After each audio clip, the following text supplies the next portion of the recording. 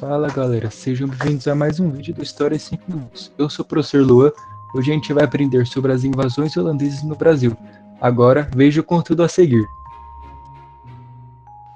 Olá a todos! Para entendermos as invasões holandesas no Brasil no século XVII, precisamos ir direto às duas principais causas. A primeira é política e tem um nome: a União Ibérica. Em 1580, o rei de Portugal morreu sem deixar herdeiros diretos, e o trono acabou sendo anexado pela Espanha. Por 60 anos, Portugal e todas as suas colônias, incluindo o Brasil, ficaram sob o domínio do rei espanhol. Isso é crucial, porque a Espanha e a Holanda eram inimigas ferrenhas. Os holandeses estavam em guerra pela sua independência contra o domínio espanhol. Automaticamente, ao se unir à Espanha, Portugal e o Brasil viraram alvos militares e comerciais dos holandeses. E é aí que entra a segunda causa, que é puramente econômica: o açúcar. A produção de açúcar no Nordeste brasileiro era o negócio mais lucrativo do Império Português na época. Os holandeses já eram parceiros vitais desse negócio. Eles financiavam os engenhos, refinavam o açúcar e distribuíam o produto em toda a Europa, embolsando boa parte dos lucros.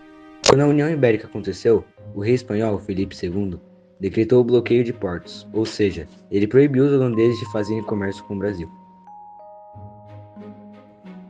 Agora, falando sobre as conquistas e ocupações, os holandeses tentaram invadir o Brasil 2 vezes, e o objetivo principal deles era controlar o comércio do açúcar, que dava bastante lucro na época, sendo a primeira invasão em 1624, quando eles tomaram Salvador, que era a capital do Brasil colonial. Olha só, eles até conseguiram dominar a cidade por um tempo, mas o controle durou pouco.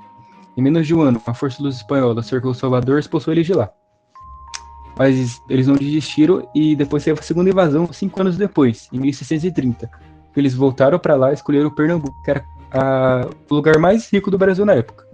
Eles escolheram Olinda e Recife, que transformaram o Recife na capital do Brasil holandês na época.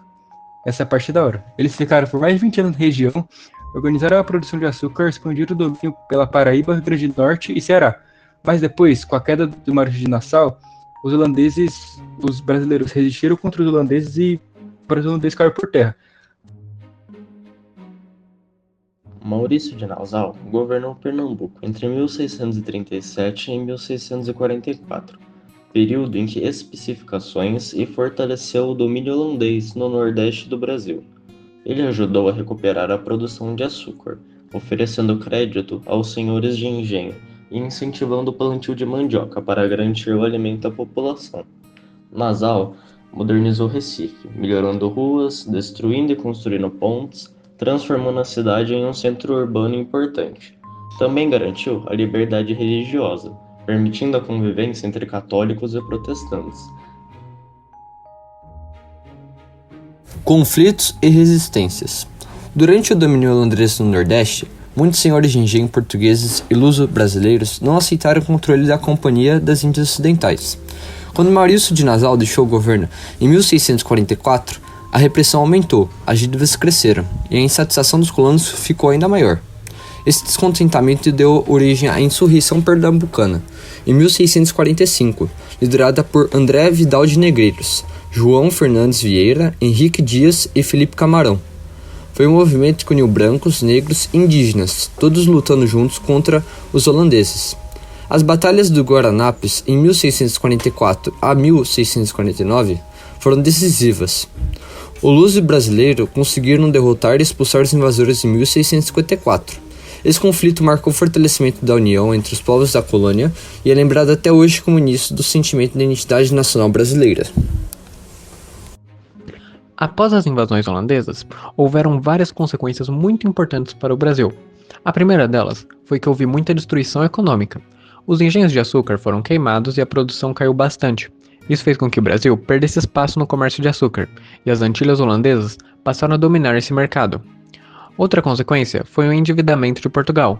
A coroa portuguesa precisou gastar muito dinheiro para organizar a guerra e recuperar o território.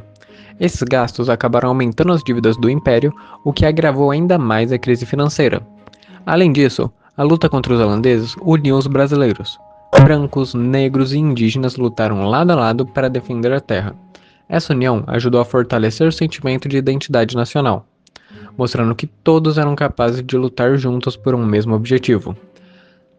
E por fim, Depois de serem expulsos do Brasil, os holandeses voltaram suas atenções para outras colônias, como o Caribe e África, onde continuaram expandindo o comércio marítimo. Em resumo, as invasões holandesas trouxeram muita destruição e crise, mas também deixaram um legado de resistência, união e progresso cultural que marcou a história do Brasil colonial. Sabudo e malho